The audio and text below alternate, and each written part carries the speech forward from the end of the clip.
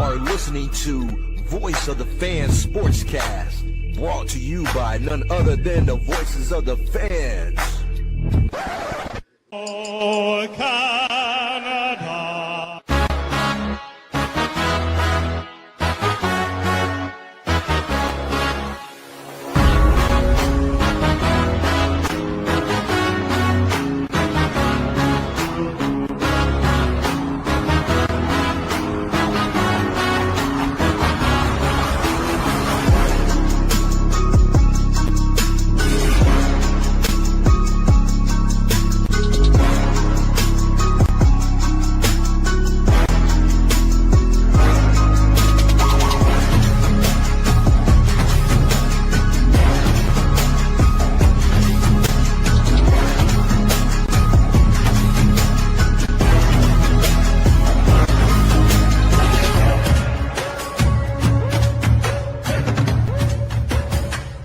This is Tuesday, the 28th of April. I'm Randy Katarey with another edition of Voice of the Fans Canada. Hope all is well, and thank you, as always, for joining us.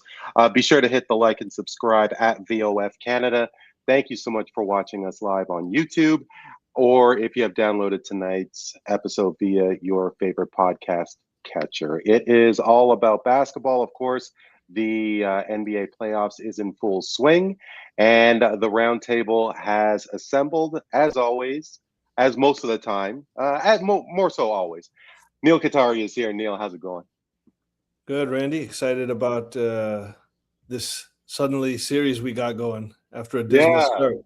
Yeah, it was a dismal start for us, and I don't know if you can see, I'm rocking the Danny Green 2019, hoping for the good karma, but I'm sure our third panelist will hope that will not be the case. He is a talented broadcaster who, despite not being in the state of Ohio, is all things wine and gold of the Cleveland Cavaliers. He goes by Cap, no Cap, Jocquan, Daley. Cap, thank you so much for joining us, man. How are you? Appreciate you. Thanks for having me. Man, RC, has been a minute. We here, man. We're gonna talk basketball. It's gonna be dope. It's been a hell of a series between Cleveland and the Raptors so far, bro. I can't believe that we wasn't able to get that game 4, but we're here 2-2. It is 2-2, and we are certainly going to be talking about the series more so in depth. The Raptors were pretty invisible in the first 2 games, and certainly made a series, like both of you were saying. I did want to start because it has been quite the last couple of years for the Cavaliers. They were tops in the East last season. They were really expected to go quite far last season, and big things are expected this season.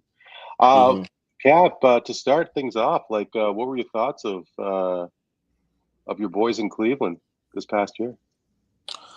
I felt like this year, I knew that we weren't going to try to recap what we did last year, try to go for another number 1 seed, try to go for a 17-game win streak to start the season. I knew we wasn't going to do any of that.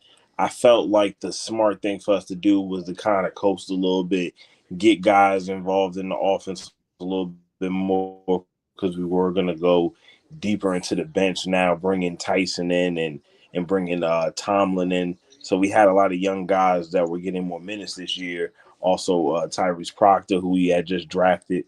So I felt like this season had a lot of ups and downs.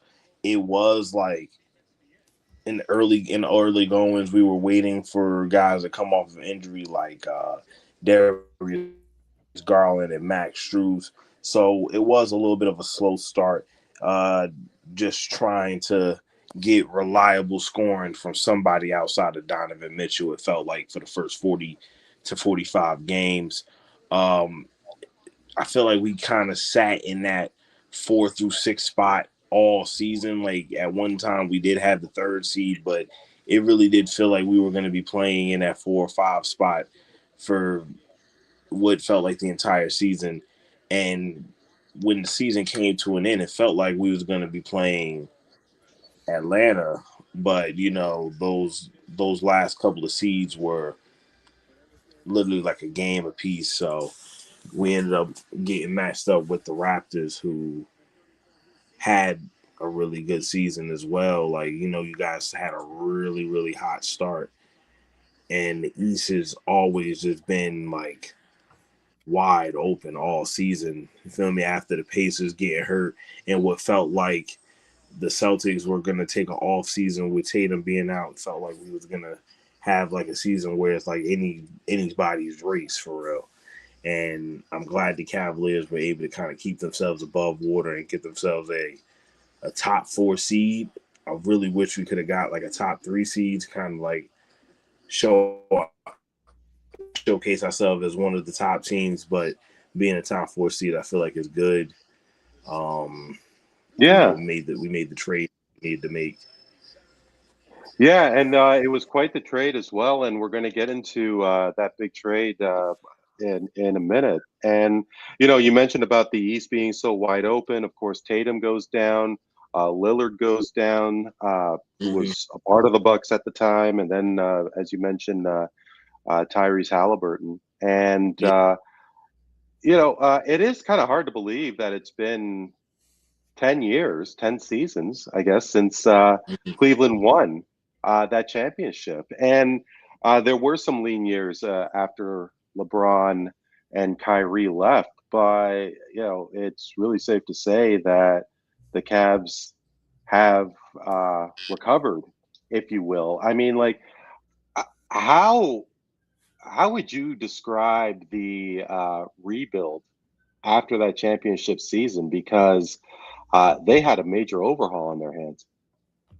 I will say it was definitely a roller coaster ride. We went through our fair share of coaches in that 10-year span. I think we went through around like 4 or 5. The ones that really like you really remember is like you had JB Bickerstaff, who was there for a few seasons, and when we really started getting things together, I remember like originally we had the duo of Colin Sexton and Darius Garland, who I was really high on, and I feel like the first moment where I felt like a shift in Cleveland was that game where we played the Nets and Colin Sexton gave Kyrie 42 points. And I knew that was like the start of something. I knew he was going to probably make the playoffs that year. That was like right around the beginning of that play-in situation. So we ended up not making the playoffs because we had to play the Nets and the Hawks, I believe. And, we ain't had no chance against neither one of those teams. But then once we made that trade the next season for Donovan Mitchell, it was looking like it was on the ups, but there was still a lot of gaping holes there. Like we had no real scoring coming off our bench. Like we had a really, really lean team that really focused in on Donovan Mitchell's skills. And then, of course, we had Jared Allen and Evan Mobley. But, like, we really didn't have much else outside of those 4 guys. And over the years, we kind of tried to build the team out, getting guys like Strus and Sam Merrill. But then once we made that trade this season for James Harden, and then also getting Ellis and Schroeder kind of fleshing that bench out a little bit, getting shifty guys that can play make and play defense, I feel like it did open up our offense a little bit more. And it helped us be a little bit more grounded on defense to get back into transition to get easy buckets, which is where we're usually at our best.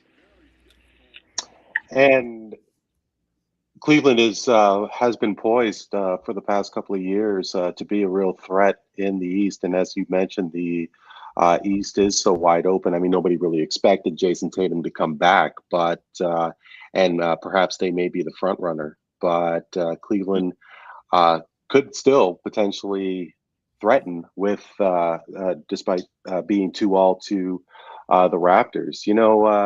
Neel, I would like to touch on our Raptors in the same capacity.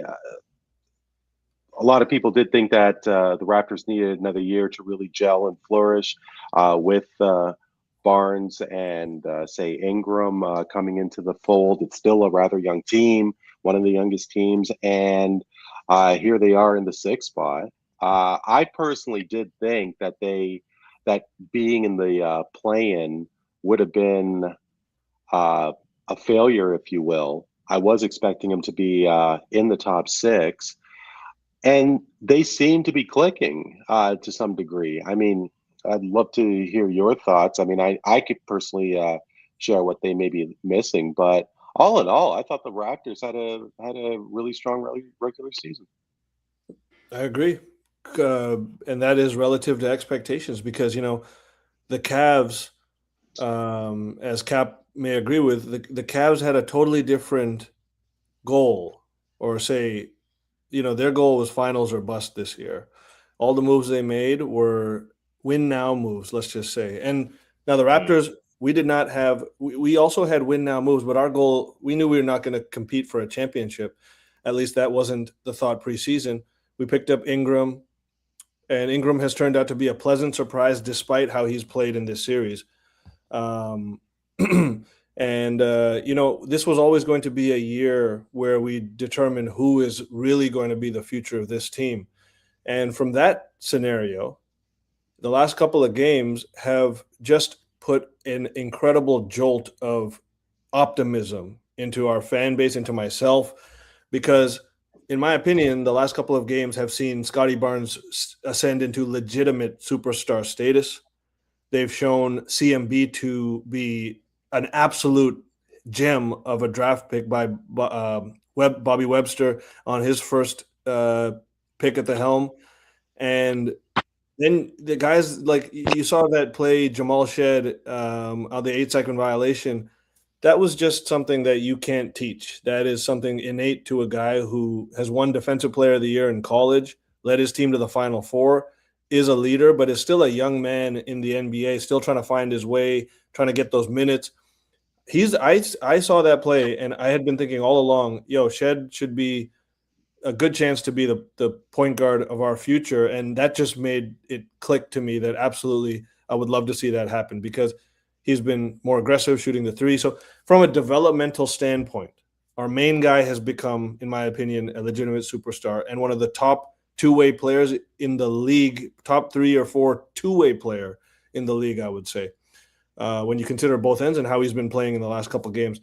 And then between CMB, Shed, and these guys, I think it's been a great success. Win or lose in this series, we can call this a success because the future optimism that we now have has been solidified off these last couple of games. And hopefully it's not done yet. And now that being said, I do have some worry because as much as those developmental milestones have been reached and then some, I think that we're a little bit hamstrung by some of this money that we've kind of thrown at certain guys like Quickly, like Jakob Poeltl, and also Ingram to a degree, because we got very lucky on a very healthy season from Ingram. And historically, this does not repeat itself. So we might just be waiting for whatever Ingram's injury might be next season. I hope that Bobby has some very creative moves up his sleeve, because I would love to see potentially 2 or 3 of these contracts of these veterans I just mentioned potentially be turned into something better than the sum of their parts. Even if we got to throw some draft picks in there, I think that is a logical next step for this franchise, is that we've reached these certain milestones.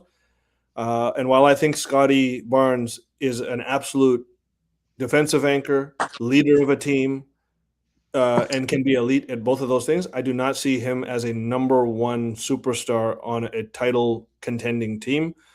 For that, I think we still are looking for that guy, and I hope that we get him in the future. But overall, a great success this season. And I completely agree with what you're saying. And you did remind me about the how snakebit Ingram has been throughout his career.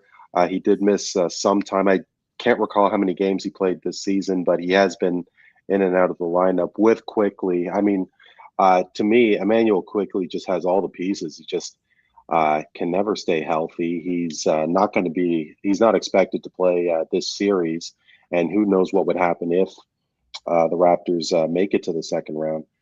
But Neil, as I was asking Cap, because Cleveland did have to replace LeBron James, and unexpectedly, in my opinion, they had to replace Kyrie Irving, who out of nowhere wanted out, went to Boston. And 2019, Neil, as you know, especially if you listen to and follow Toronto sports media, they still keep talking about 2019 as if it was yesterday. And I was kind of wondering if you think the championship hangover is gone. And maybe not so much with the fans. I think especially fans here in Toronto still really have an affection for that 2019 team. Of course, nobody from that team is on the current team. But from a player perspective, do you think that players may still attach the Raptors to that championship? Because, even though it was 10 years since the Cavaliers, maybe people still attach that championship to LeBron and Kyrie Irving. What do you think about the Oh, I Raptors? mean, as they should, right? I mean, first of all, I want to say to Cap and you, like, my opinion of that 2016 title is that it's the greatest championship in the history of the league. And I say that with deep respect for that run that they had. And now, don't get me wrong, they were given a heavy gift by Draymond's suspension in Game 5. But hey, LeBron had to use his nutsack as the MVP of that game. Hey, and he goaded Draymond into it. He goaded the kick out of him. And that was a veteran savvy move that LeBron had been waiting his whole career to do. And then he turned Draymond into one of his best friends. Now, what is that for a mind trick? A Jedi mind trick right there. But no, I do think that was probably the greatest championship. And that's why I give LeBron a lot of credit. Whenever people say Michael Jordan versus LeBron, my pick is still Michael Jordan. But I always tell people, but LeBron had the best championship out of them too. But that being said, I think Dirk Nowitzki's 2011 run is the greatest individual player run in history. But that Cavs championship is one of the. Now, what I'll say about the Raptors is that, look, man, just like Cap knows, that was the Cleveland's first championship of all time. 2019 was our first championship of all time. That never goes away from the fan base. Those players, all of them who, except Kawhi, was their first championship. I mean, or Danny Green as well. But that will never go away. And our city, we're always going to know that we have that championship chip off of our shoulder. But when you say luster, when you say, has it faded? Yes, I think it has, in the sense that Toronto's a whole new breed of hungry again. And partly, and Cap will know this, because now we've tasted it. Man, we tasted it. We know what it feels like. And that was the best summer of my life. And I definitely yearn to taste that feeling again, because it was incredible. And, it brought the city together. The vibes were incredible. Both, spread it out as far as you want. It was incredible to just be part of that. And, so in that sense, it'll always be with us. But in a new sense, there's definitely a new era here. Yeah. And hunger comes back once again. Cap, I do have to ask you, because obviously the Cavs went to 4 finals. They won once. Mm-hmm. But how – I don't know if easy is the right word, but, I mean, how accepting were Cavs fans like yourselves in 2017 and 2018 going back to the finals to face those same Warriors and lose out? I mean, 2016 must have helped by winning that championship, and because I still haven't got over what happened with the Jays last November. So I mean, do you think that what was that time like for you? 4 finals in a row for your Cavs. It's funny enough, as much as 2017 and 2018 hurts, and especially 2018 with that being probably Bron's single greatest season to not have an MVP next to it.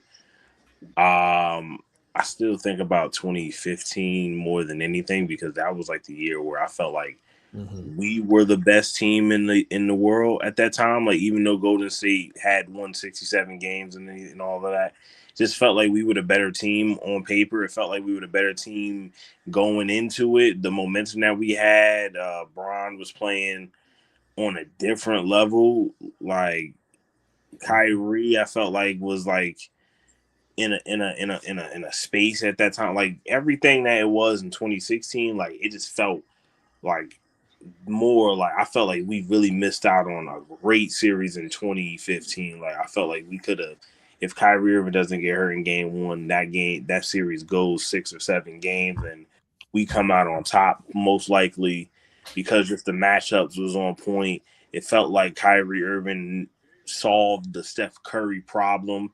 Like he knew how to guard him at that moment in time. He knew what he needed to do in those situations. He had got 2 really big blocks on him, one in the fourth quarter and one in overtime, that really like set the tone for that series where it felt like we had a chance.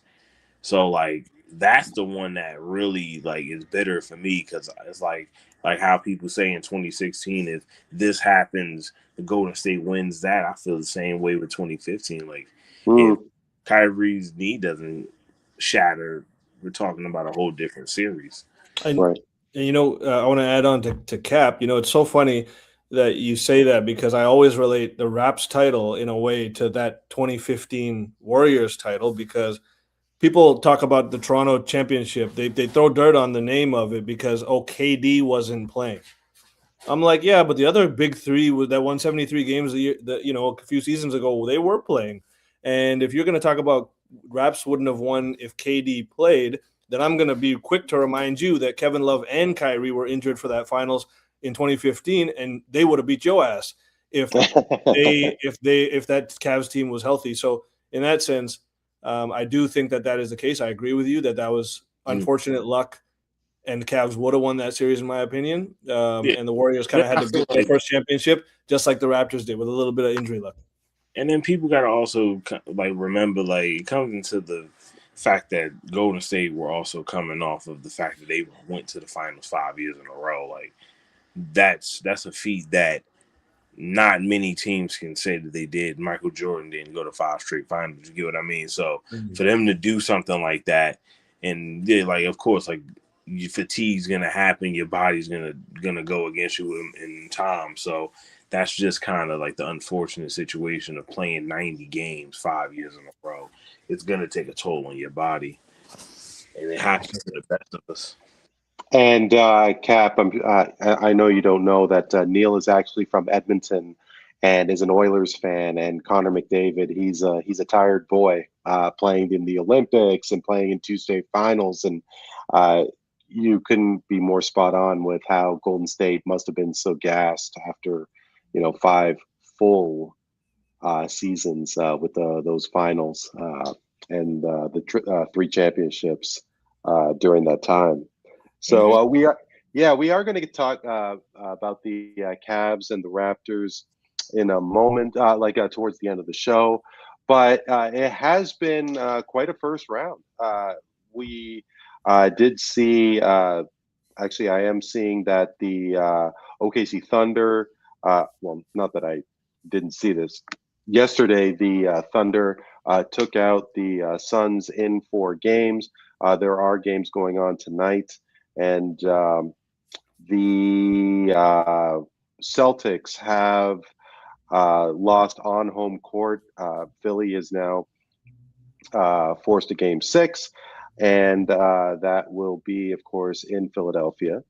But who would have thought that the Pistons were going to be first seed, number one, and that they were going to have so much trouble with Orlando? I mean, I don't want to take all the headlines away from you guys.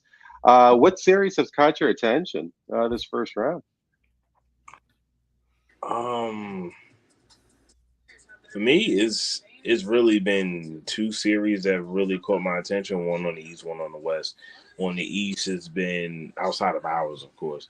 It's Hawks Yeah, and Knicks, for sure. which has been a dogfight all the way through. I feel like 3 out of those 4 games have been one or two possession games. Like, just these teams have just been added with each other, and the matchup between Jalen Brunson and CJ McCollum has just been excellent. Both guys have just been able to find ways to score on each other, and neither one has no style of defense to be able to stop the other. So Exactly. it's just gonna just be tick for tack all day, every day, Yeah. because both of those guys are cones, and it's just been a great coaching battle between Mike Brown and Quentin Snyder. So I've really enjoyed that series. And then, of course, on the other side with the Western Conference, it's the Nuggets and the Timberwolves. Despite all of the controversy with this series, starting with Jaden McDaniels calling the Nuggets out and then showing them up with a flawless 20-point game the very next game. And then them guys going up 3-1. Ayu Desamu dropping 43. And then now you have the situation where Anthony Edwards hyperextends his knee, and Dante DiVincenzo tears his Achilles, so he's going to be out for some time.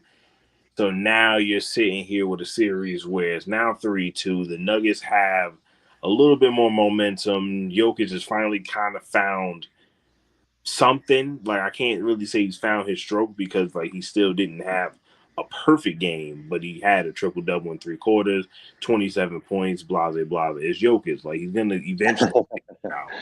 But like the way he played in those first 4 games was really, really telling. He really wasn't able to get much going. And off the strength, like those first 2 games, like game 1 where they won, and game 2 where they had the 20-point lead and then lost it, that was really off the back of Jamal Murray, because Jokic really was getting clamped up by Rudy Gobert, and in game 3 was even worse. They couldn't do anything against them guys.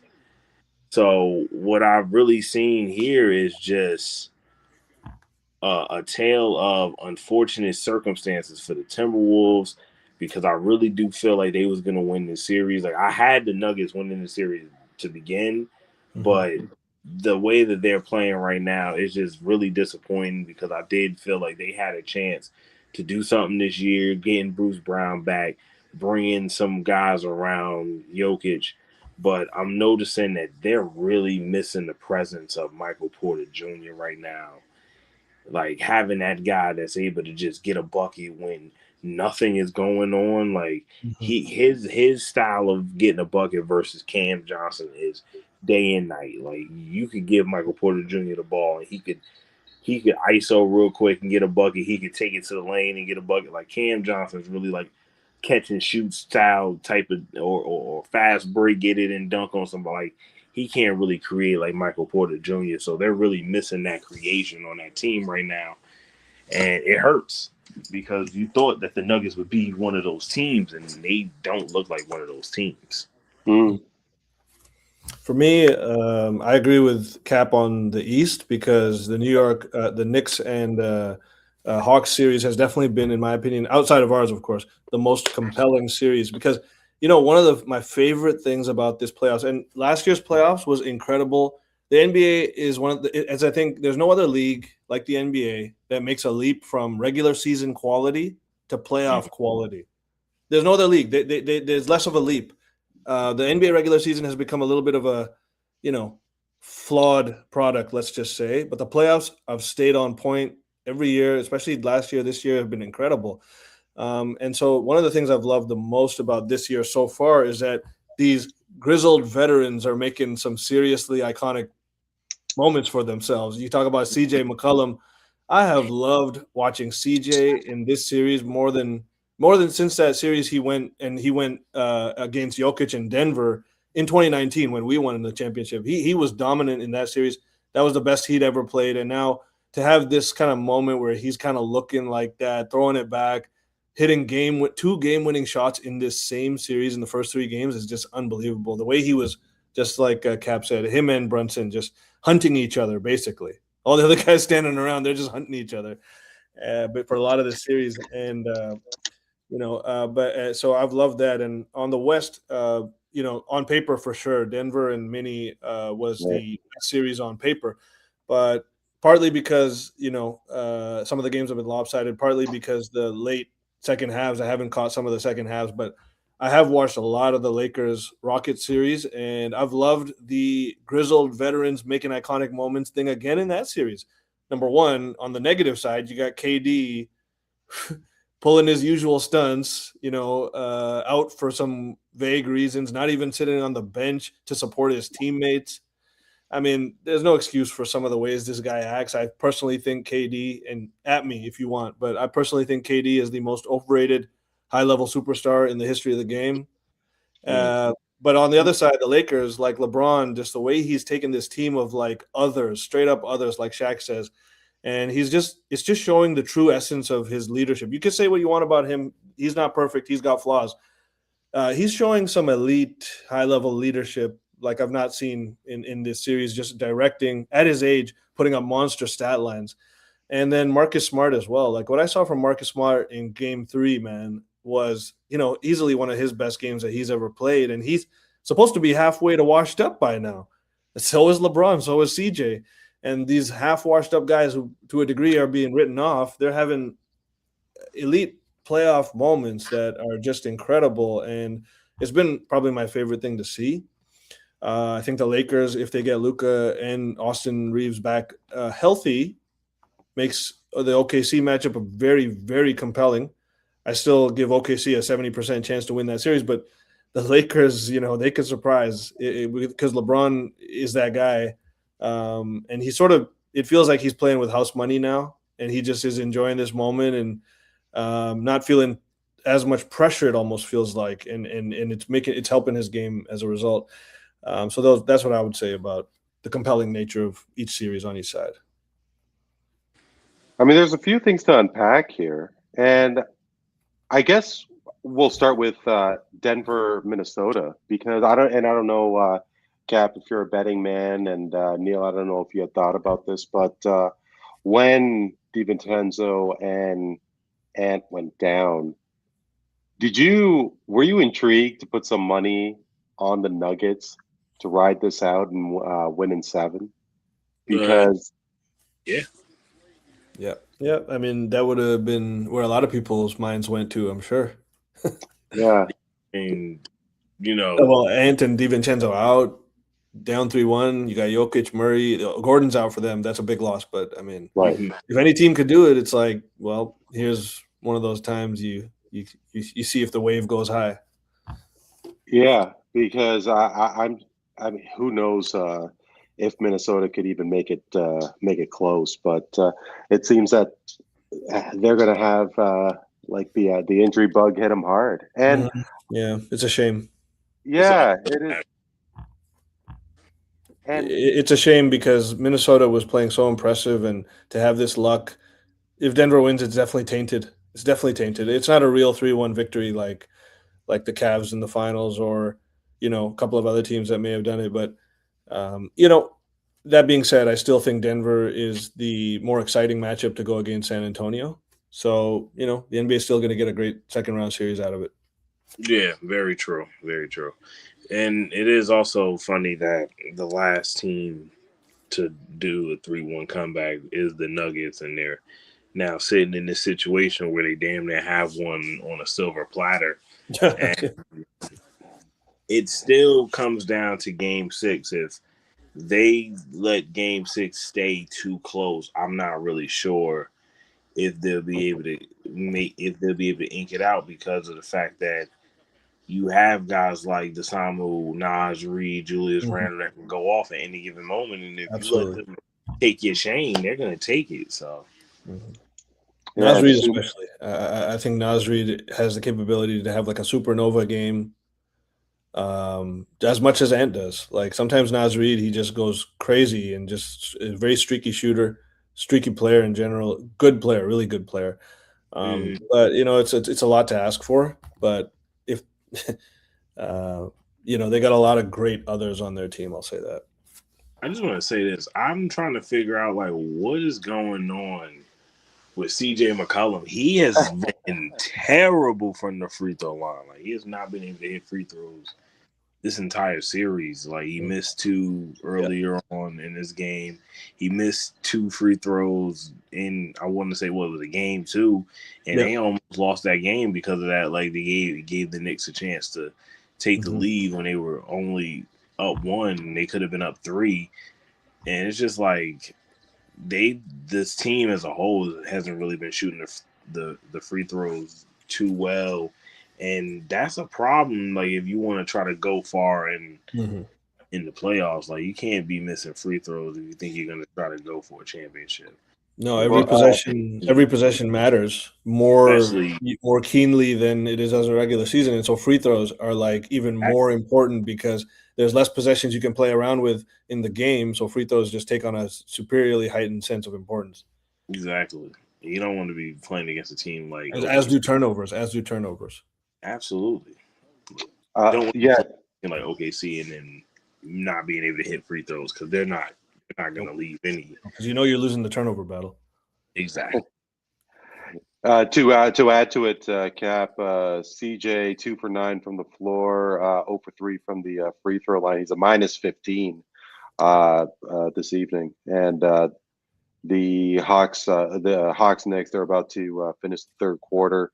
Hawks are down 19, so they do have some work cut out. Atlanta does, but they have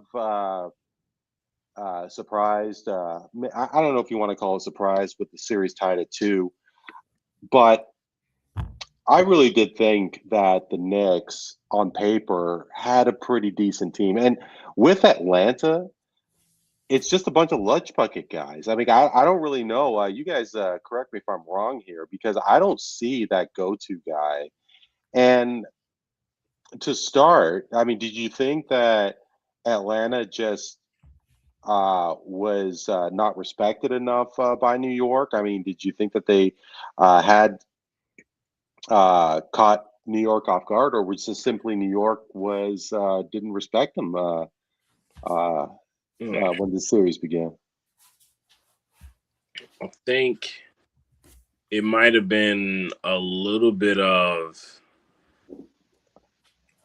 underestimating them, but it also was the fact that New York didn't get much offense from Karl-Anthony Towns in the first game. The second game didn't get much of anything from your guys and like Mikal Bridges, Deuce McBride. Like those guys didn't really get nothing going in those early games, and it was really down to Brunson.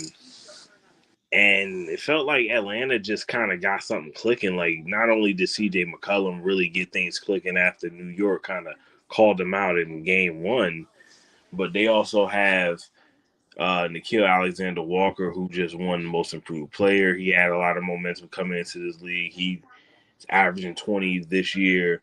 Jalen Johnson had a lot of noise. He was making a lot of noise with the triple doubles. He was kind of leading these guys.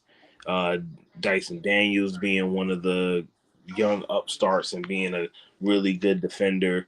He kind of has to get something going on the offensive side, kind of fixing that jumper a little bit. But when you look at this team, they do not have that one guy, the guy that they can look at and be like, take us to the promised land. But they have a lot of young, active players that any given night could go for 25. Jalen Johnson could give you 20, 10, and 10 any given night. Dyson Daniels could give you a 15, 8, and 8 type of stat line. You have Jonathan Kuminga coming off the bench, who's giving them good life. He had 21 points a couple games ago off the bench. So it's like they have a really good young team with a lot of different pieces. Something like the San Antonio Spurs, they're just missing their Wembanyama. You get what I mean? Like they're just missing that one guy that puts them over the top.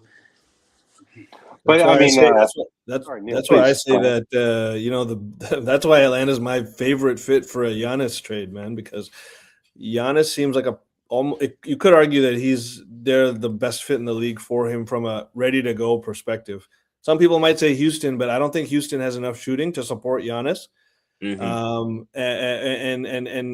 also they have guys like Adams and Şengün and whatnot. Even though Şengün would probably be in that deal, but I mean Atlanta with Giannis, man, and they got Okongwu now shoots threes. So he's a center, but he's hit this season more threes than in all his past 5 seasons combined. And he's, I think, doubled the number of the last 5 seasons combined. He's made 75 to 85 threes in his career before this year. He made almost 150 this year. And so you got that. Jalen Johnson is a decent three-point shooter. He can get better. Nickeil Alexander-Walker, we know what he does on the three-point line. And then you mix and match with, let's say, Dyson Daniels and CJ McCollum have one or the other, depending on if you need defense or offense. And Giannis would do great things in Atlanta, man. I got to tell you. So it feels like Atlanta's making the right step. They had a bad start to the first half of the year, and they were on fire for the second half. So that is what you want to see. You don't want to be hot for the first half and cold for the second half. You want to be hot in the second half going in the playoffs, even if they lose the series. And mind you, they won 2 games by 1 point each. They've lost 3 games now they're getting blown out again. They've lost 3 games in blowout fashion. The 2 they lost were CJ McCollum miracles to a degree. But Kuminga even is playing excellent for them compared to what he was doing in Golden State. So they've made good moves, I think. Trading Trae Young was a great move. Getting Kuminga seems like a good move thus far. And the trifecta on that good move sort of trilogy would be Giannis, in my opinion, depending on what they have to give up for him. I think they're as ready-made as they can to take advantage of the end of Giannis's prime, which I do think he's on the downslope because of how he plays, his new injury bug, and kind of he's a guy that I always saw was going to have a better first half of his career than second half. And he's already got the MVPs, the championship, all that stuff. The second half of his career, in my opinion, is going to be one where he still plays a great role, but he doesn't carry a team like he used to. And Atlanta's got the team that could, I think, be a win-win for him. So I like what they're doing. They're going to lose this series. New York, as for all their problems, they're a better team than Atlanta right now. But I think Atlanta's got an amazing future depending on 1 or 2 moves that could put them right in real contention. And if they have the draft capital, then there's no reason why, because you'd have to think that Milwaukee is looking forward to the future and would need He's getting traded. Giannis is getting traded. It just depends on to who. And if it is that way.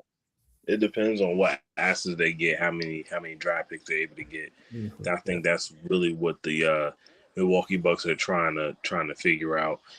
And speaking of draft picks, how do y'all feel about the chances of Milwaukee getting a top 3 or top 4 pick this year? Because this is one of those drafts where they feel like it's going to be really, really deep. And if Milwaukee goes and gets one of those game-changing guys, like who's to say Giannis doesn't like teaming up with Peterson or AJ?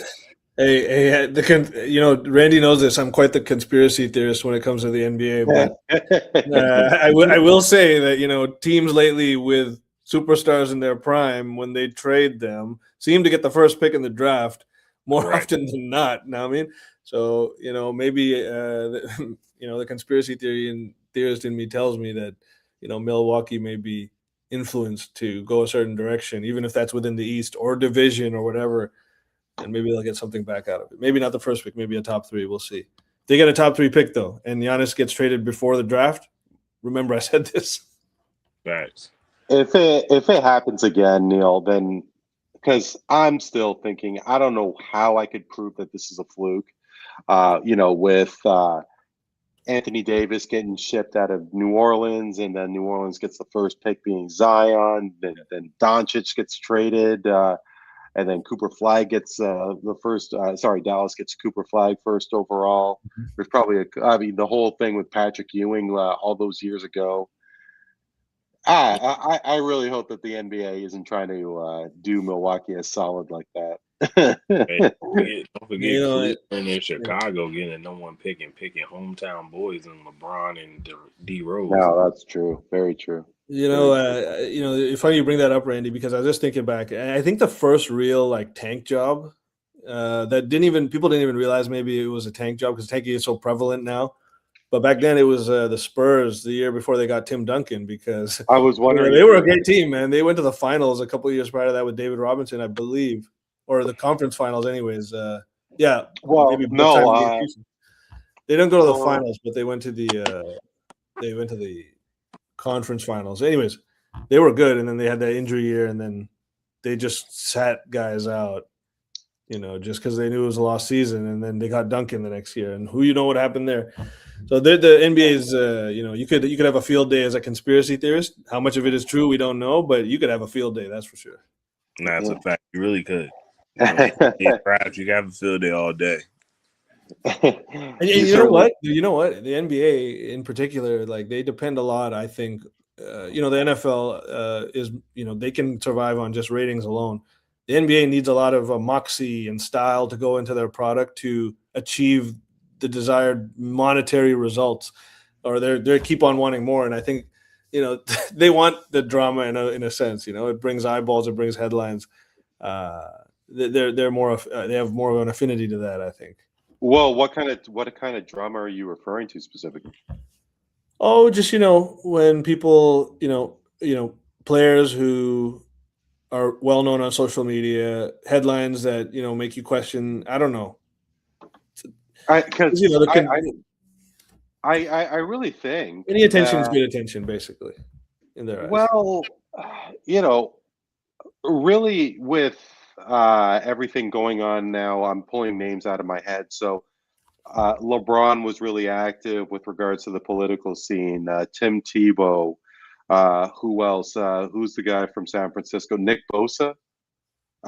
He was rocking Trump hats and everything like that, and Colin Kaepernick, of course.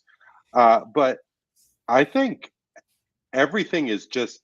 I think it's open season. I mean, like, we don't really have to go deep into this, but the one thing that I think the NBA, and I think you guys are going to agree with me, is the whole load management thing that's just gone completely berserk. And really, if you have somebody who's a bit of a drama queen, Dylan Brooks, for example, who's on the weird side, especially when he's up against LeBron. I mean, I think that's great.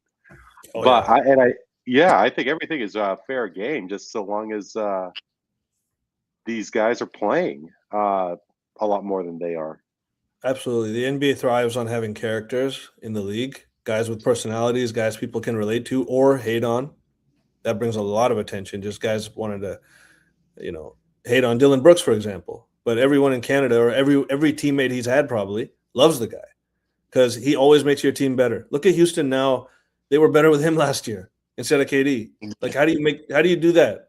Like, people gloss over that fact. Like, look at what happened to Memphis when he left.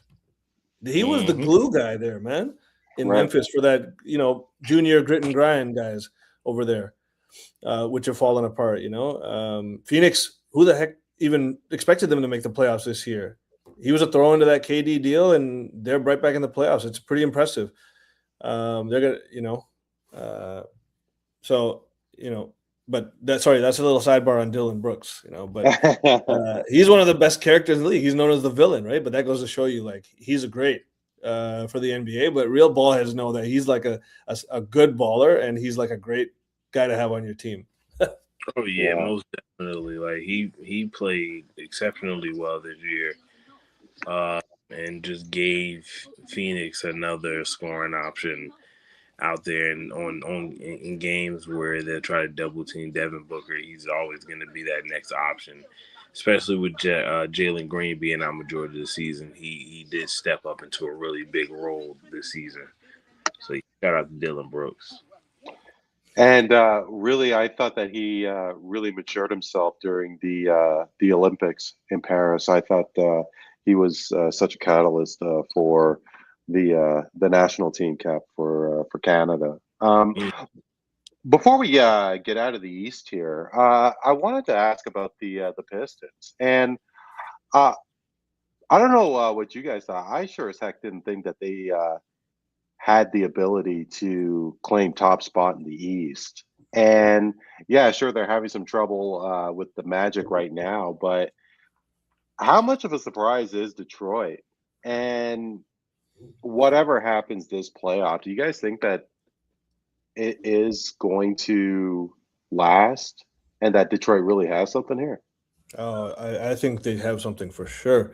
But I kind of expected that I didn't expect this necessarily for Orlando to be up 3-1. No, I don't think anyone did. Right. But I Absolutely. always, just even from I went to a Pistons game this year. I've been following them. I love Cade Cunningham. I think he's an amazing player. A lot of the guys on their team are solid, but a lot of the guys on their team are offensively challenged. And so they got by on playing hard. Bickerstaff had them all like gunning all season. They had a point to prove that they were a great team, but they were trying to win a lot of games in the regular season, and they can when you go against guys who don't have the same competitive spirit as you do that game, aren't better on defense than you are. That gets you through a lot. When you get to the playoffs, though, it doesn't get you far enough when you are so offensively anemic that you give the other team, who's also a poor offensive team, an equal shot. It may seem, because say what you want about Orlando, but they were kind of the opposite of Detroit. They were the ones that had some hype as well preseason. They had a very, very, very bad regular season by their preseason standard relative to that. But now they're healthy. They, got sunned a couple times in the play-in, or at least, once there by Philly, and they had a bad end to the regular season. But then they just turned it on and have been looked great almost on a drop of a dime. And that's dangerous. That team has a lot of good players. And, but I do think Detroit, they are a move or two away from being a really great team, because they have some really nice pieces, some guys who have come up very nicely, like Thompson, another offensively challenged player, but mind you. Duran is a great player, but again, he's been limited in this series. So they have questions, but I think that there's a good chance that they have a bright future. So it'll last, but it's definitely a bad start, and it exposes them in their holes a little bit, or a lot rather. Orlando is. Mm-hmm. Yeah, over to the West, guys. We already touched on the Nuggets here. So about San Antonio, they're up pretty big early on against Portland, and I was wondering, Victor Wembanyama is in tonight's lineup, and right now he has, 4-4 after 9 minutes, and I was wondering if this team could still go on if Victor Wembanyama had to miss time. Like he did have that nasty fall in the last game, a couple games ago, and but I still think, yeah, sure, it is Portland. San Antonio is that much more stronger than them, but I'm of the opinion that they can ride it out for a couple of games and still be in whatever the next round would bring them if Victor Wembanyama was out. Because I mean, I think they're the front runner to win the whole thing. What do you guys think? I would agree that right now it does kind of seem that even despite their lack of playoff experience outside of Harrison Barnes, they do seem like the best team in the NBA. They do kind of seem like the team to beat, even though they've given up a game to Portland. But I feel like that game was an anomaly, and that also was the game where Victor left and Scoot had an amazing game. But like, I do believe that this team is just really gifted all around. The guard play, as I literally see them go on the fast breaking, Dylan Harper getting the and-one dunk. Like, these guys play basketball the right way. It's flawless ball. It's fun to watch. It's just the fact of, it's kind of like what we was talking about earlier with the Atlanta Hawks. Like, I can see them giving teams hell without Victor, but I don't really see them winning those series without him. But I could see them beating any and everybody in a series if it came down to it. And I was having this conversation earlier with my cousin, and we were talking about the fact that, like, they just had every style to be able to stop the Thunder. Like, they got the guards to surround Shea and make him uncomfortable. Wembanyama literally wakes up to give Chet 30. It's just like, there's really nothing they're going to be able to do to stop this team, because when they match up, they shoot the three ball better than them. They match up with them on defense, and they probably have the best player on the floor. So it's going to really come down to the fact of how bad is Shea Gilgeous Alexander going to want it? Is he going to give you 40 every single night? If he does that, he's in rare air because he hasn't really had a team really punch him in the mouth like that. Like last year he kind of did with Denver, and he answered that call. And then again with Indiana, but they got hurt in Game 7.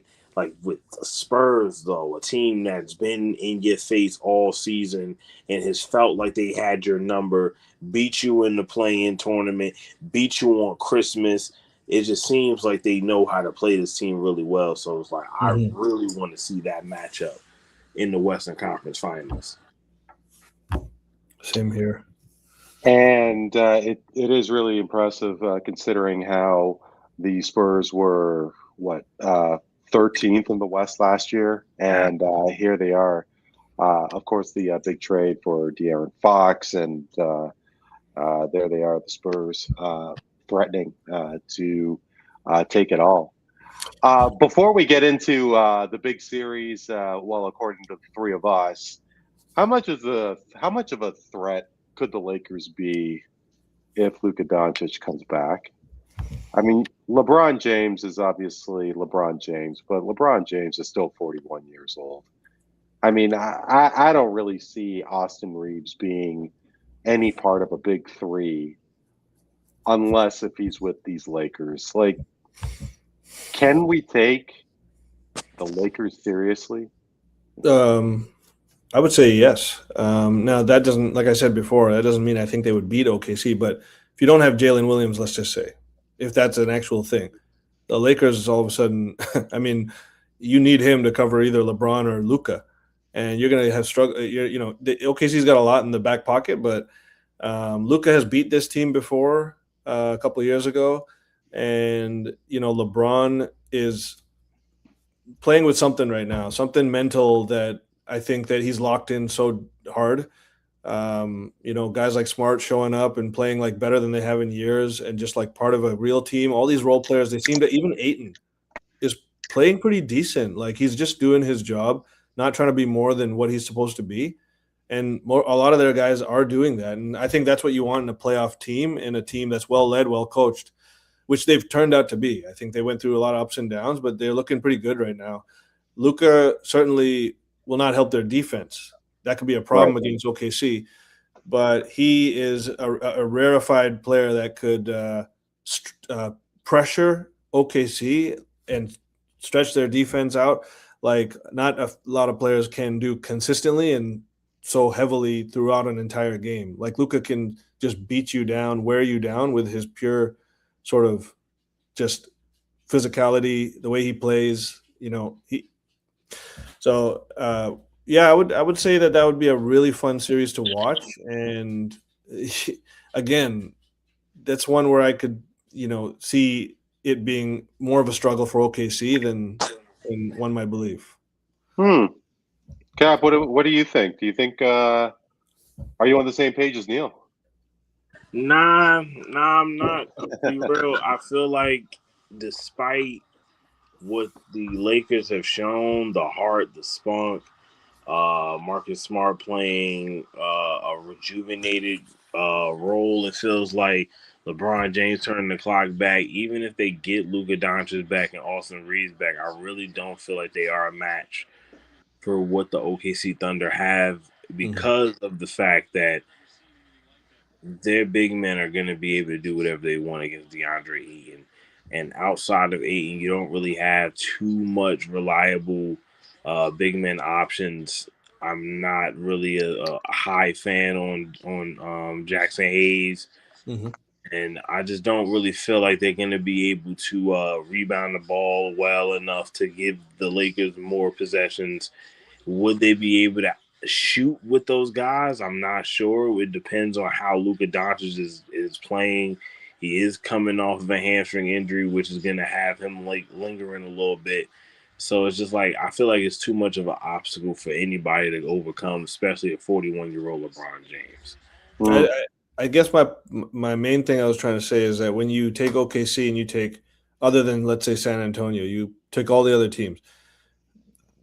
The Lakers, because of the mental game that some of these guys are showing right now, even if it's surpassing their actual skill level, Mm-hmm. relative to OKC, I think they're just one of the teams that has that like outside shot to upset OKC in some weird way that was sort of unexpected. Their Mm-hmm. chances is higher because of that it factor that sort of supersedes God-given ability at your stage of your career put together with this team.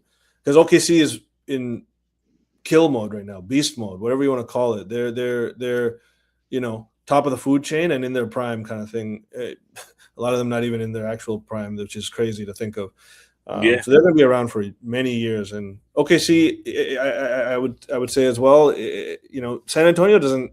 They have a better shot than LA for sure, but I still give them only like a 40% chance against OKC, despite what the Spurs did in the regular season. A lot of times that necessarily isn't the scenario was what you're seeing now. And if Jalen Williams is healthy, their whole team is healthy. That's different than any of those matchups as well. So I would say that OKC is a tough beat. I think, like I said on many podcasts with Randy over the last couple of years, I think they're a dynasty in the making, most likely. And but it would be just a fun series, I think. LA, OKC. I'm glad it turned out that way. I'd rather see them play OKC than San Antonio, perhaps, but because I wanted Denver to play San Antonio as well. So we'll see, man. It's really fun. It's been a great playoffs with all these factors happening. And it seems that a lot of the action is in the West. Game 5 for the Lakers and the Rockets will be tomorrow. And also tomorrow, fellas, Cavs and the Raptors. And, Cap, I got to tell you, when the James Harden trade went down, I don't know if I was the only one, but I'm sure a lot of people were wondering what the hell was Cleveland thinking, because James Harden, he wore out his welcome in LA, he wore out his welcome in Philly, Brooklyn, and he seems to be doing quite well in Cleveland. And I personally did think that there were some questions for the Raptors and some difficulty. Yeah, sure, the Raptors took out Cleveland in the 3 games of the regular season, but James Harden seems to fit with the Cavaliers. What were your thoughts when Harden was dealt to your Cavs? Oh, it looks like we lost Cap. That's a shame because he would have loved to have heard uh, his thoughts on the Harden trade. But Neil, what did you think? Because I, for one, always question when a team's 2 best players. Well, I don't even know if you want to put Harden in the top 2 with say a Mobley, but because Donovan Mitchell and James Harden demand the ball, like I'm wondering. I've wondered if it was going to work in Cleveland, and so far it looks like it has.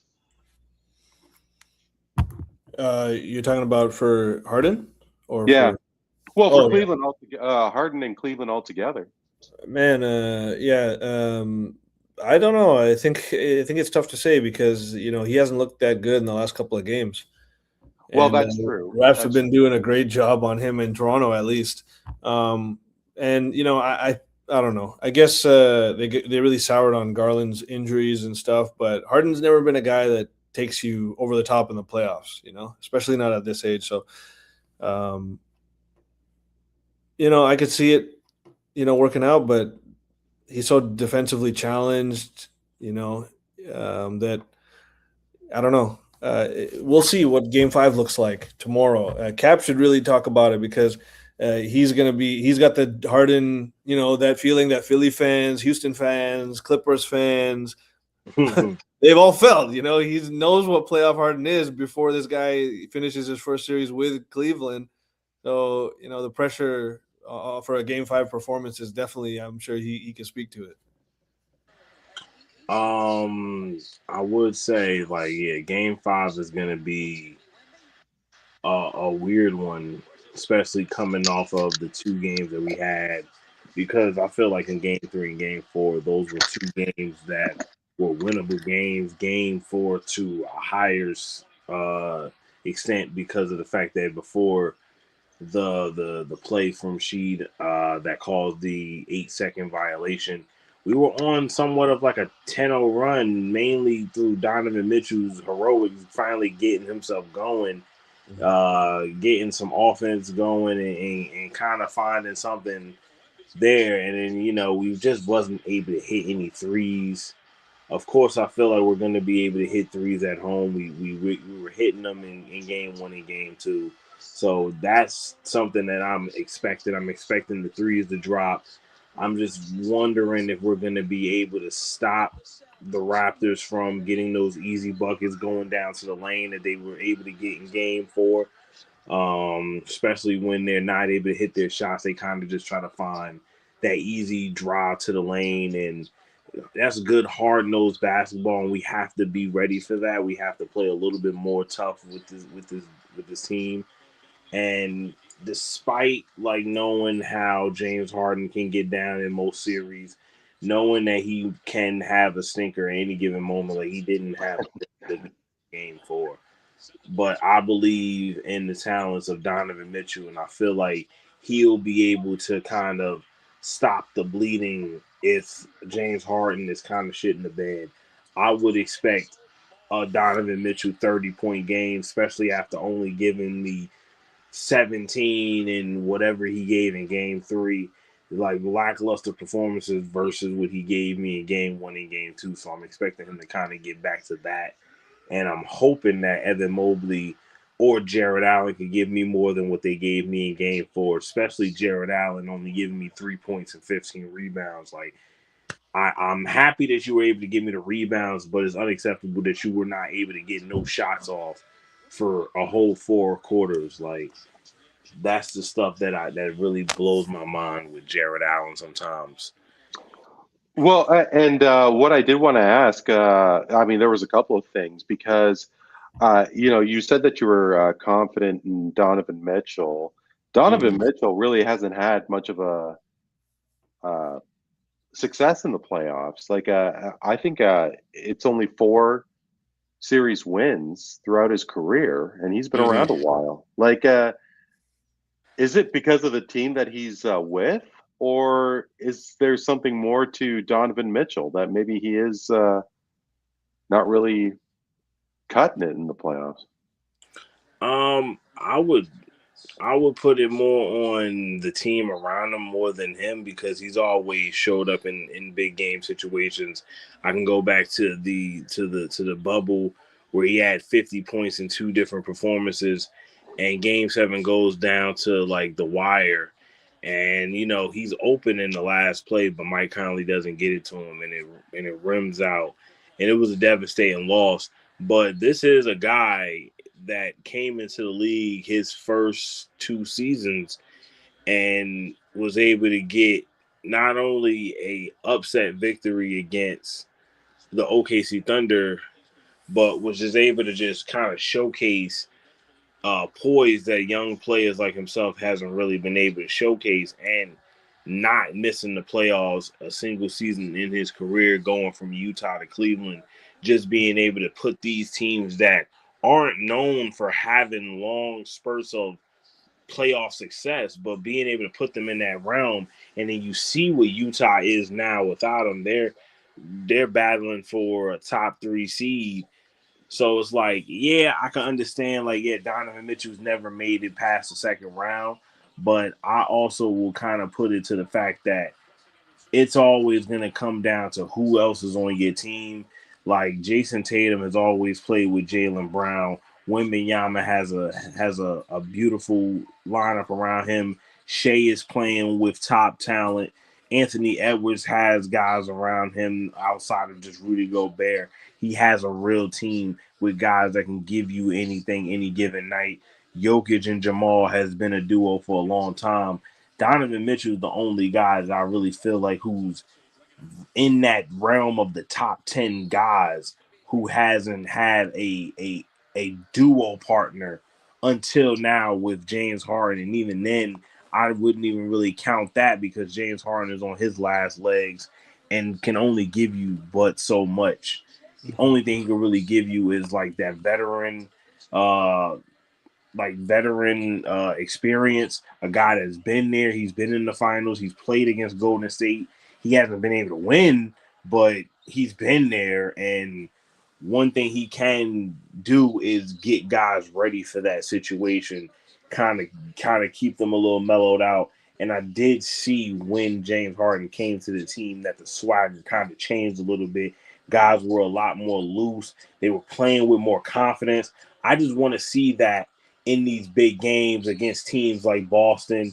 I want to see that next round if we're able to beat Toronto. I want to see it in game 6, specifically in Toronto, because I need to see this team play the way they've been able to play in Cleveland, but I need to see it in Toronto as well. And that's going to be the difference on if I think that they can realistically make the Eastern Conference Finals and even give a shot at beating Boston. Like, they have to be able to win on the road if they're going to be able to try to win a championship. For sure.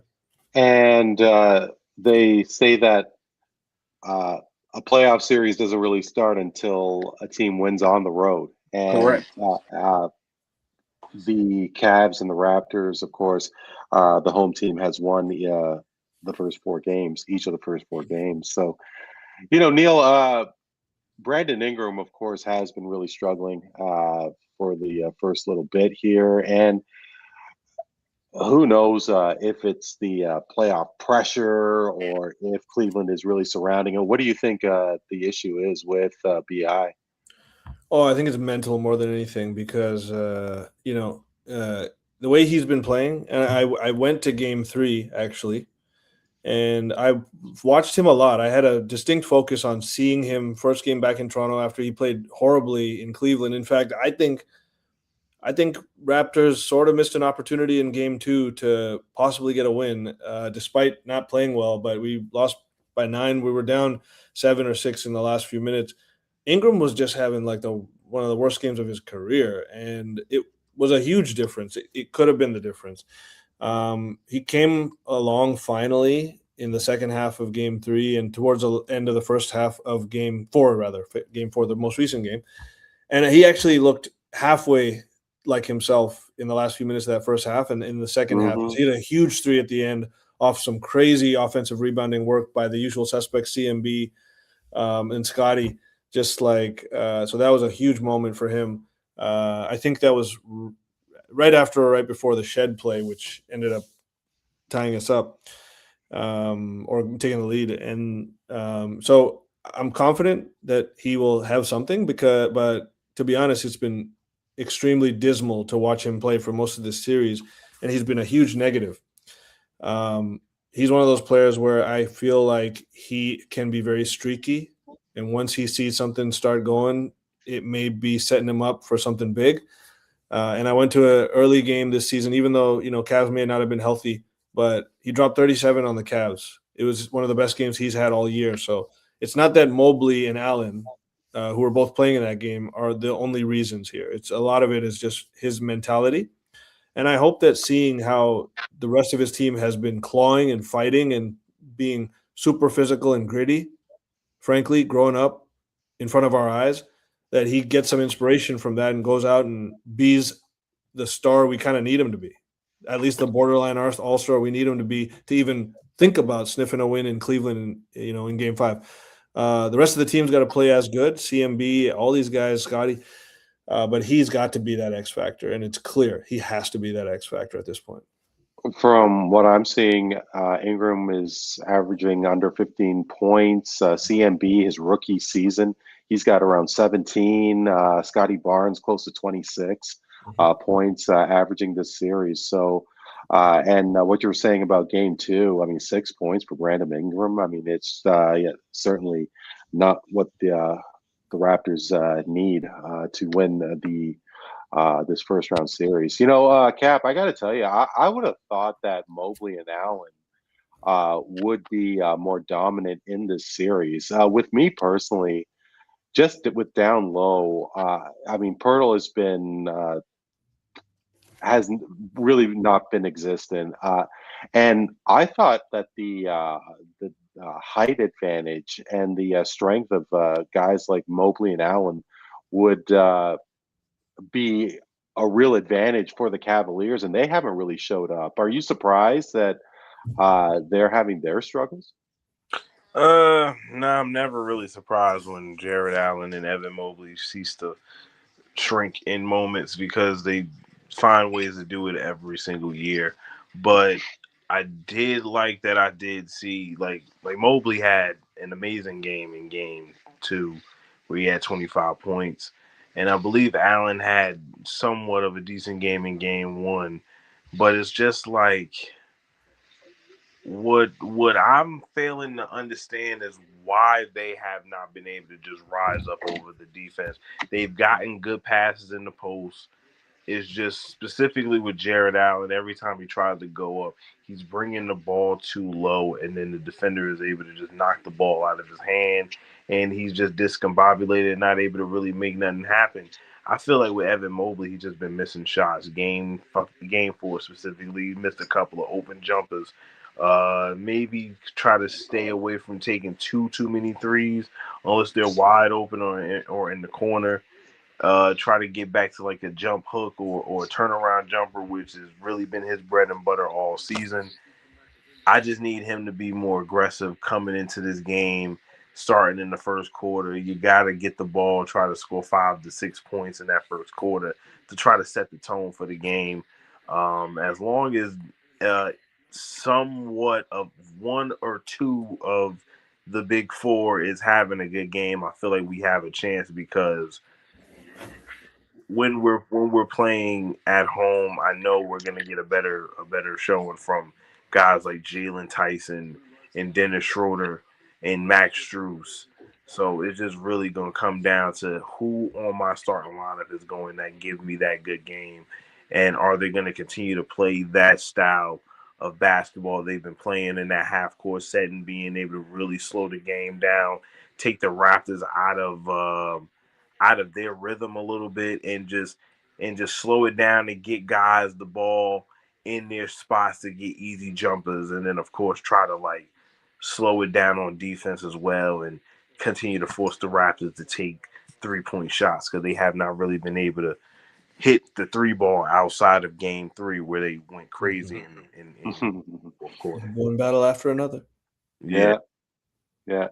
Before we get into the final segment, Neel, are you thinking that BI is going to get out of this funk, or do you think Colin Murray Boyles, for example, is going to continue to just ride this wave because he has been a real dominant presence for the Raptors in his first playoff series? Oh yeah, he's been incredible. Actually, this is just amazing to suddenly just have this guy doing this, what he's doing. And granted, to Cap's points, Mobley and Allen, they are both, I would have to say, on the softer side, which means they will wilt more like a role player on the road. They may not bring their A game. They're not really truly stars. Mobley can get there, but he's a little timid and meek, perhaps, to really have that dog. Like Scotty, the reason Scotty's a much better player than Mobley is because he has that dog in him. He's much more of a leader. The intangibles are far greater in Scotty Barnes, even if Mobley defensively is equal or slightly superior. And, offensively, I think Scotty's showing he's very, he has a lot in his bag. He's shown that this year he's going to get a lot better. But again, guys like CMB, the way that he's playing right now, I've not seen this sort of thing. He looks like kind of like a mix between like Draymond and Dennis Rodman. I'm not making that comparison to, but he sort of has that, like he's jumping up and grabbing James Harden, trying to throw a lob pass. He just jumps up straight at and blocks it. He's getting offensive rebounds like you wouldn't believe. He's bodying these veterans. He's a rookie. He's bodying these guys up. Imagine what he's going to be in 3 years, 4 years when he's already doing this. He has set like rookie records in this series. He's been a critical piece to even getting the last 2 wins, and we'll see, man, because we're riding a high here. All the pressure is on Cleveland. Ingram is due for a breakout like no one else in this series, but it's going to be very tough. I respect the Cavs, and they're very tough out at home, especially. They've proven that. I can't wait till tomorrow, man. I'm sure Cap could say the same. It's going to be amazing, man, the way the series is gone. Yeah, 90s ball. I love it. 90s ball. It's pure 90s ball. And it goes down tomorrow, Game 5. But what will happen right now is straight facts, bro. Relax.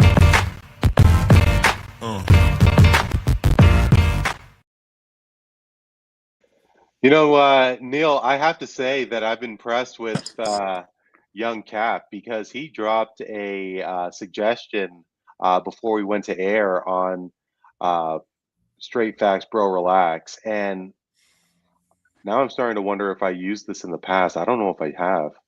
He suggested Anthony Edwards would not win an MVP with the Timberwolves. Mm-hmm. What do you think, Neel? I'm putting you on the spot, of course, but you think Anthony Edwards will do that in Minnesota? It depends how long he stays, because I do think that Edwards will win an MVP in his career. He might be one of the one-time MVP winners, but I do think he's going to win one. There's going to be 1 year where he looks like Jordan. The team's in first place. But to be honest, it's going to be tough because Wemby's in there now and Shea's still in there. He's going to be in there for a while. So maybe it is his best shot to go somewhere like to the East and maybe have that MVP year there. But so maybe it won't be on Mini. But I do think he will win one in his career. Yeah. Well, we'll see. Like you said, if he does win that MVP award in Minnesota. But Neel, of course, we were touching on the Los Angeles Lakers and what is going to happen with LeBron. They seem to be a number of pieces away, despite obviously having a guy like Luka Doncic, and they are the 4th seed this season. How much more of a drop will the Lakers have? Neel, the LA Lakers will miss the playoffs next season. Straight facts or bro relax? That's a bro relax for me because JJ Redick has seriously improved as a head coach through the course of this year. He's been a hothead that sometimes doesn't know what to do early on, but he became very poised, and his potential was showing a lot more near the end and into this playoff series. I think that when they have positive momentum, all their guys are really playing better than they have at various points throughout the year. There's not a single player on LA. Look at Luke Kennard. The guy just turned into prime Reggie Miller for a night there. He was a star of that game. He was a first star if you were doing hockey in that game, in a playoff win for a team that was an underdog. They were the point spread underdog against Houston that game, and Kennard came up. Reeves is a great offensive player. He's, again, limited defensively. Luka is too. So I think, in my opinion, they have to make a move for I would love to see a guy if somehow they could keep the same team, but they could get Bam Adebayo somehow out of it. I don't know how that would work out. I really don't. Maybe they'd have to trade Reeves or something like that. I don't know. But, I do think that they'll be in the playoffs next year as long as health permitting and assuming LeBron's on the team as well. So you're expecting a 42-year-old LeBron James to carry that team still? A 41-year-old LeBron James just dropped a triple-double or near triple-double with 30 points in a playoff win. So, I don't know how you could say that a 42-year-old won't be able to drop somewhere near that. I hear what you're saying, but and obviously LeBron James is Superman, but I don't know. And Tom Brady won a Super Bowl at 42. LeBron's probably looking at him. No, yeah, maybe I got to start eating some avocado ice cream. Maybe LeBron's doing the same thing. 12 method, man. They need it. Cap. Kudos to you for the great question on Anthony Edwards. But in hockey, the big talk of, with the first round of the playoffs is that the NHL is going through the bracket format, just like the NBA. And if, let's say, Orlando makes it out of the Knicks series, that means Cleveland or the Raptors would play each other. Ergo, you have what is it? You have Detroit. Oh, I'm missing myself here. But I mean, the point I'm trying to make is that there's so much more of an easier avenue if, say, Orlando makes it out for Cleveland and Toronto. You have the other series where you have either Boston or Philly against New York or Atlanta. It just seems that there is so much more of a tilt towards bracket format in the playoffs. You have to wonder if they are going to think otherwise and redo the playoff format for next season. Cap, the NBA will implement reseeding throughout the playoffs, opposed to what it's like now with the bracket scenario. Straight facts, bro. Relax. I think it's a bro relax because I don't know if the NBA would go that far as to flipping the entire script of the way that they have the seating, because then like I feel like if you do all that, then you probably need to go back to the divisions where you have the winner of the divisions getting a top 3 seed and kind of effectively switching up the way the teams would then be seeded. Because, like, you know, in the Atlantic Division specifically, you usually have the top teams in Boston and New York being like a 2 or 3 or 1 and 3 seed. And then in this situation, automatically Cleveland and New York would take a dive because Detroit won their division. They will automatically be number 1. Boston would be number 2. And then Atlanta would then go to number 3 because they won their division, putting New York at 4 and then Cleveland at 5, having those guys play each other in the first round versus what they're currently doing. Yeah. Because, well, no, and that's very valid. It just, if they have a 1 through 8 process, it just seems like that they're missing something by not reseeding in the second round and then see what happens. Well, what do you think about this idea? What do you think about this idea that the higher seed gets to choose who they would play in terms of the bracket versus the lowest seed? I absolutely love that. They do that in the women's hockey league. They choose. So then if whoever they choose, it immediately evokes a heated response from the team that they chose. Like, oh, you want to play us? You chose us over them? Yo, let's go. And that would force the top seed to make a choice, therefore giving some fire to the seed they pick. And it would, I think, just make for an extra element of ball. Oh my goodness. That would be bananas if the NBA has this, because they do that in the PWHL, the Women's Hockey League. But I mean, there's 6 teams. So it's not, but I mean, if the NBA or hockey did that, hell, even baseball, that would be great. Let's do it for the East right now. So, well, let's say Detroit loses the series. Boston is going to win their series most likely. So Boston would choose their opponent between Orlando and New York. And who would be the third team that I'm missing here? The Raps or Cavs. So one of us, right? Yeah. Who would they choose? I mean, they may not want to even go against Orlando after what they did to Cleveland. They know it'd be a physical series. They know that they'd get banged up. There could be injury risk associated directly with playing Orlando over, let's say, Cleveland or New York. So it'd be an interesting how the teams weighed these decisions and the what ifs about if they had went the other way. And there's so many elements to it. I think it'd be a cool experiment if they ever look to shake things up. Let them choose. If that happens, that would just boost ratings so much more. That would be insane. Yeah. Cap, Thank you so much. For our first time, really appreciate you for Sure. jumping on. And yeah, good luck to your Cavs. Neil and I, we wish you. Nothing but the worst. But thank you so much. Really great to see you again, and really hope we could do it again soon. Of course. We're like a decade removed from LeBronto, so like we had to restart the rivalry a little bit. So Yeah, uh, and you guys had our way. Neil, as always, thank you so much, dude.